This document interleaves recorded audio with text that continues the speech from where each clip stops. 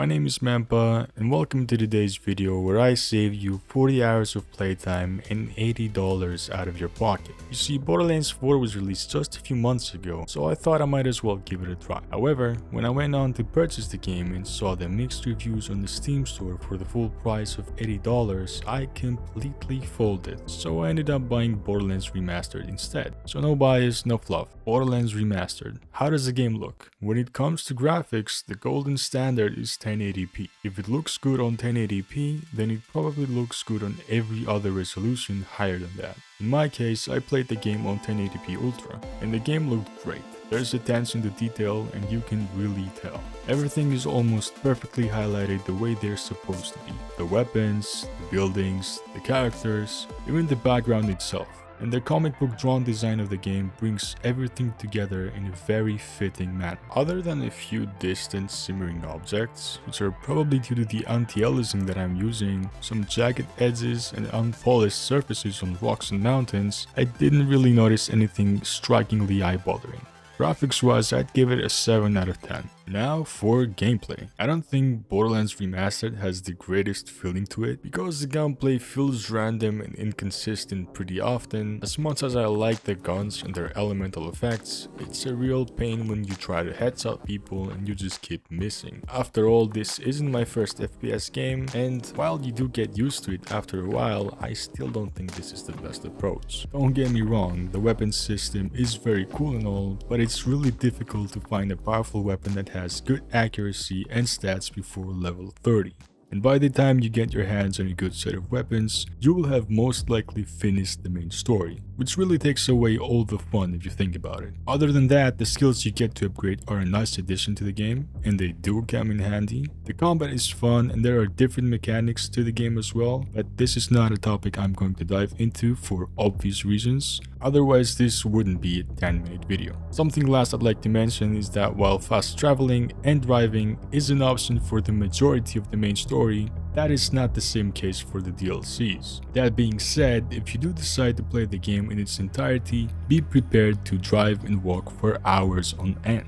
And on that note, I'm going to give gameplay also 7 out of 10, but yeah. So what's the story like? Not much to talk about here because I really don't want to spoil anything for you guys. But the whole premise of the game is this. There's a vault, it hasn't been found or opened for centuries. There's legendary loot and riches inside. Everyone's on the race to find it and open it for themselves. And that's when you come in play. You become a vault hunter, you help people and they help you in return. And that's how you get to your goal, which is the vault. The characters that come across your way are interesting to say the least, and there's a lot of quirky humor along the way. The storytelling in this game resonated with me as far as I can say, and it is built on a solid foundation.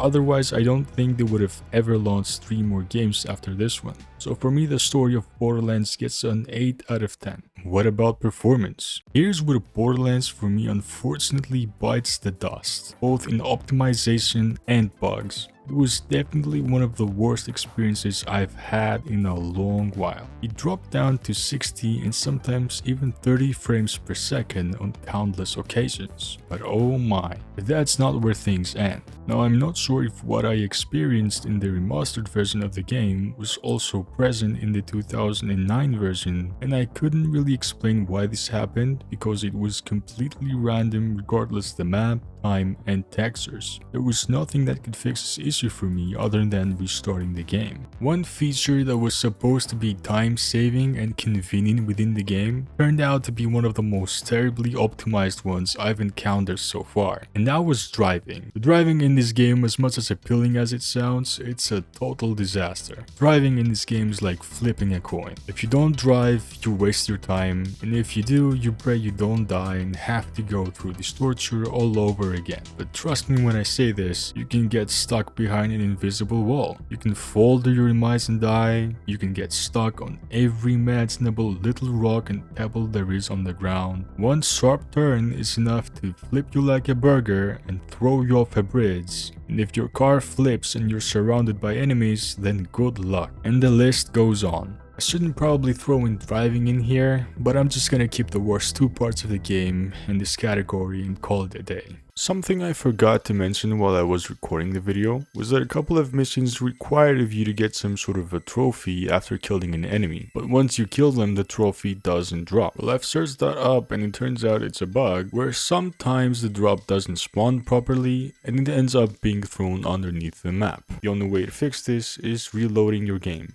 I've had this happen to me quite a few times, so bear that in mind. So for performance and stability, Borderlands gets a 5 out of 10. Last but not least, this is what I really value the most in a video game, and that's replayability.